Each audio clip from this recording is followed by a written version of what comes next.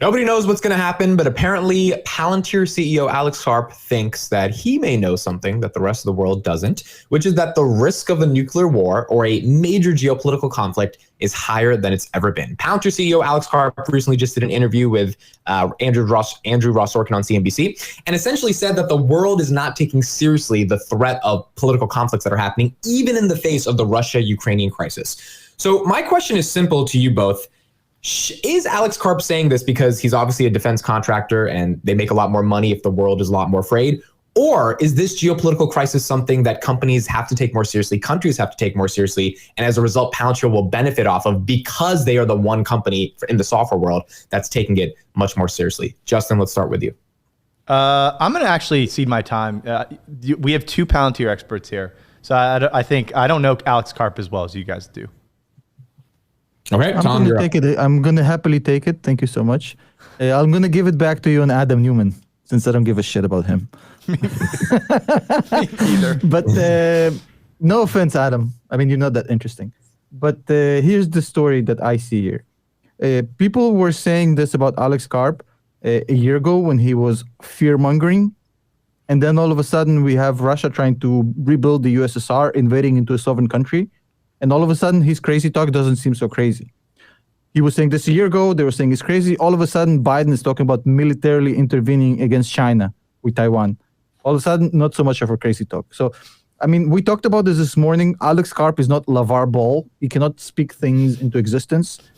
If he would have just said it to promote his business and the reality would not align with it, then he would have been exposed as talking nonsense. However, everything he's been preaching about for the last 3 years is exactly what's going on. The world is becoming more chaotic, more disorganized, and the geopolitics are just getting crazier and crazier. Now, that aside, I don't like the fact that every time he speaks on mainstream media, he focuses on the defense side of his business, because we all understand and we all stipulate, including people who criticize Palantir quite heavily, that the defense side of the business, that's 60% of the defense side, is probably one of the best things in the company. It's never going to go away. You know, once you're a defense contractor, you're usually in for a long time unless you screw up. Everybody's worried about the other 40%, the commercial side. What's going on with the commercial side, with the development on non-governmental contracts and non-governmental clients?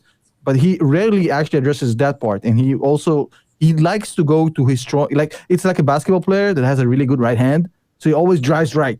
I mean, my guy, everybody knows it's time to drive left. It's time to talk about the commercial side a little bit more, not just focus on this philosophical changes, which he actually predicted correctly. But let's hear something about the business, not so much about the defense contractor side of things.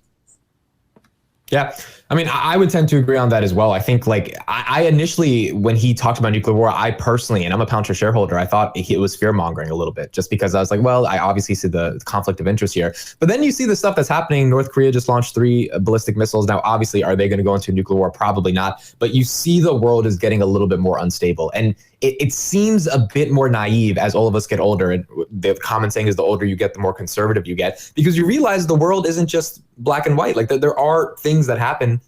And when those things happen, someone is accountable for it. And no one thought Russia would launch a full-scale invasion in Ukraine. We always knew Russia wasn't nice, but we didn't think they were going to do this. And then they did this. And if you have technologies and platforms that exist in governments that can help mitigate the extent to these problems when they do happen, or stop them from happening, like a Palantir, then it seems like it's a decade-long worth bet to bet on that company to be able to do it. I gotta also say though, I think Palantir's buying away the cheapest cybersecurity adjacent company available to public shareholders right now. You look at CrowdStrike, SentinelOne, Palo Alto, Fortinet, any of these companies, they're all trading at insane multiples. I mean, I even agree, Palantir is, if you think that the world only gets worse, like the government side is going to do really well. But I think where you guys are probably coming from is the commercial side is the path to it being a $250 billion company someday, right? Right. So we did a live stream at 2 a.m. this morning, and we had like 800 people show up, which was shocking. And we talk about this topic, and we kind of figured out that our conclusion is that where Palantir realistically can be in the next 5 years is kind of like a Salesforce level of a company. So a strong B2B presence with the government side at about $220 billion. Be a 12x from now. yeah, it would be still a great return on my investment at least. Justin, let me ask you a question real quick. You are from Wall Street. Alex Karp did Tai Chi yesterday. He cursed on live TV. Is that something that a Wall Street analyst like thinks is kind of cool, or you're just like totally turned off by that? I think we are in the midst of a casualization of all business culture. I remember I was on a conference call with Elon Musk like a long time ago in 2014. And, I was just on mute. Name dropping. I was on mute, and it was like a big conference call. But everybody, even then, like really fanboyed over him. And then, he smoked, bleep on YouTube, on Joe Rogan. And, and people like are fine with it.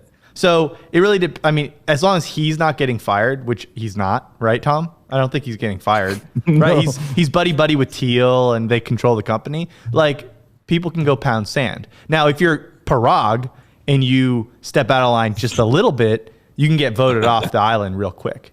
Or you know what I mean? If you have a very distributed Vanguard, BlackRock subscriber or like a shareholder base, and you don't really control the board, and you're not friends with the board, they'll just vote you off the island real quick.